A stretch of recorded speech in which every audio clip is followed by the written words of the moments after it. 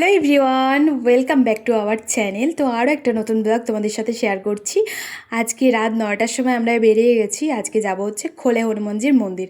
এটা ছিল আগে শনিবারের ব্লগ, অনেকটাই লেট হয়ে গেল পোস্ট করতে, যেহেতু এডিটিং করার টাইম হচ্ছে না যার জন্য।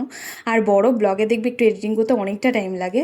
আর তারপর আমরা ঢুকে গেছিলাম মন্দিরে। আসলে আমরা চিনতে পারছিলাম না, আমার এটা প্রথমবার আর সঞ্জুর এটা দ্বিতীয়বার হবে হয়তো, কিন্তু তারপরও ভুলে গেছিলো রাস্তা। তারপর গুগল ম্যাপ দেখে তো আসা হলো।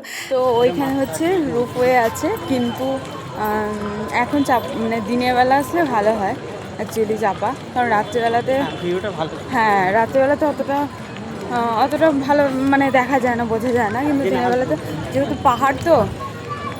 জয়পুরেও যে রোপওয়ে আছে আমি প্রথমবার জানলাম, সঞ্জু কিন্তু জানতো কিন্তু আমাকে বলেনি। আর ও যেহেতু আগে এসেছিলো বললো, তখন দেখেছিল, কিন্তু ও কোনোবার চাপেনি। ও আমাকে বললো যে একদিন দিনের বেলা আসবো, তারপর চাপবো। কিন্তু আমার না মনটা খুব ছটফট করছিল যে এক্ষুনি চাপি, কিন্তু যেহেতু বললো যে রাত্রিবেলাতে ভিউটা খুব একটা ভালো লাগবে না, তাই আর কি চাপলাম না। দিনের বেলাতে কোনো একদিন আসবে এসে চাপবো। আর এখন আমরা কথা বলতে বলতে প্রায় পৌঁছে গেছিলাম মন্দিরে। আর কি বলতো, অনেকটাই হাঁটতে হয়েছিল আমাদের, ওই রাউন্ড বেয়ে তারপর আসতে হলো। ভেবেছিলাম হনুমান মন্দির যাচ্ছি যখন হনুমান চালিসাটা পাঠ করব, কিন্তু এখানে 8:30টার সময় হনুমান চালিসা পাঠ হয়ে যায়, যার জন্য আর পাঠ করতে পাইনি। যেহেতু আমরা 9:30টার সময় পৌঁছেছিলাম, 9:30 বা 9:10 ওইরকম টাইমেই পৌঁছেছিলাম। আর এখানে সবাই আর কি হনুমান চালিসা পাঠ করছিল, কিন্তু সবাই মিলে যে একটা পাঠ করে একটা জোরে জোরে, ওটা খুব ভালো লাগে। আর এখানে সবাই তো বসে বসে পড়ছিল, তোমাদেরকে দেখাচ্ছি। আর আরতি টারতি সবই হয়ে গেছিলো, প্রায় কিছু দেখতে পাইনি, জাস্ট দর্শনটা হয়েছে, এটাই অনেক। যাই হোক, মনটা শান্তি হলো, যেহেতু অনেক দিন ধরে ভাবছিলাম যে আসবো, আসা আর হয় না। কি বলতো, এটা ওটা এটা সেটা মানে বাঁধা পড়েই যায়, যার জন্য আর আসতে পারি না। আর এখন এই যে করছিলাম, মন ভরে অনেকক্ষণ ধরে দর্শন করলাম, আর তারপর টিকে লাগালাম। আর এখানে তোমরা অনেকেই জানো বা জানো না জানি না, কিন্তু বজরংবলী প্রসাদ হচ্ছে ছাই রাখ যেটাকে বলে। আর এই যে দিয়েছিল এখন, সেটাই খেয়ে নিলাম। একটু টক টক লাগছিল, আমি তো ফার্স্টে খেতে গিয়ে একটুখানি হিচকিচেছিলাম, সত্যি বলছি। তারপর দেখছি না, ভগবানের প্রসাদ তো খেতে বেশ ভালোই লাগছিল। মানে খাওয়ার আগে একটুখানি কেমন কেমন লাগছিল, তারপর দেখছি না, খেয়েই নি, তারপর একটু টক টক লাগছিল।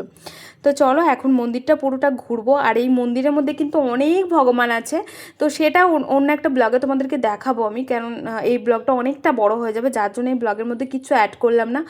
অনেক মূর্তি আছে এই মানে পুরো মন্দিরটা কিন্তু অনেকটা বড়। পাশেই ছিল হচ্ছে এখানে গণপতি বাপ্পা, তারপরেই ছিল এখানে মানে নটরাজ মূর্তিতে যেটা গণপতিটা ওটা ছিল, তারপরে এদিকে ছিল মহাদেব। আর এদিকে সঞ্জু আমাকে এখানে বসিয়ে দিয়ে ও গেছিলো কার্ড আনতে। আর আমি খুঁজে খুঁজে বেড়াচ্ছি যে কোথায় গেছে, তারপর দেখলাম যে হাতে একটা কার্ড বেঁধে দিল, কার্ড আনতে গেছিলো। তারপর আমরা সোজা চলে এসেছিলাম, মানে ওই সমস্ত দেবদেবী দর্শন করার পর সোজা আমরা চলে এসেছিলাম উপরে। সেগুলো ভিডিও ক্লিপ নিয়েছিলাম, কিন্তু তোমাদেরকে অ্যাড করলাম না, কারণ প্রচুর বড় হয়ে যেত ভিডিওটা, যার জন্য। আর এগুলো আমি চলে এসেছিলাম, এই যে রোপওয়ে দেখছিলাম এখানে দাঁড়িয়ে দাঁড়িয়ে ব্যালকনিতে, মানে এত সুন্দর লাগছিলো কি বলবো তোমাদেরকে। আমার তো মনে হচ্ছিলো না আমি এক্ষুনি চাপবো, তো আমি অনেকবার বায়নাও করছিলাম যে চলো তুমি আমাকে চাপাবে, কিন্তু ও বারবার করে মানা করছিল যে এখন চাপতে হয় না। আমি বলছি শোনো, দিনের বেলা চাপবে, সেই বাচ্চাদের মতন আমি জোর করছিলাম, জানো না। আর এখান থেকে সিটিটাও দারুণ লাগছিল। আমি ওটাই ওকে বলছি যে রোপওয়ে থেকে তাহলে আরও সুন্দর লাগবে। তো ও বললো যে না, অতটাও কিছু না, তুমি যখন রাত্রেবেলাতে দিনের বেলাতে চাপবে দেখবে কত সুন্দর লাগবে। আর দিনের বেলাতে তোমাদেরকে দেখাতেও ভালো লাগবে, তাই না, ভিডিও করতেও, যার জন্য দিনের বেলাতেই চাপবো। আর এখান থেকে অনেকক্ষণ আমরা দাঁড়িয়েছিলাম, হাওয়াটা দিচ্ছিলো, এত সুন্দর লাগছিলো, আর সিটিটা তার সাথে দেখতে খুবই ভালো লাগছিলো। আর খোলে হনুমানজির মন্দিরটা কিন্তু অনেকটা বড়, যারা এসছো তারা জানো। আর আমি তো এই প্রথমবার এলাম, যার জন্য পুরোটাই আমি ঘুরে ঘুরে দেখছিলাম, অনেকটাই বড়, প্রায় যে মেন মন্দির এটা। আর আমরা ওইদিকে ঘুরে চলছিলাম আর কি উপরে, এই দিকটা দিয়ে। তো চারিদিকেই মন্দির। এই দেখো আমরা এখন উপরে দাঁড়িয়ে আছি, দারুণ লাগছে। দিনের বেলা আসলে আরও ভালো লাগতো। আর এখন আর নিচে নামবো, শুধু পাহাড়ই ঘুরি আমি, আমার পাহাড় যেহেতু বেশি ভালো লাগে, যার জন্য।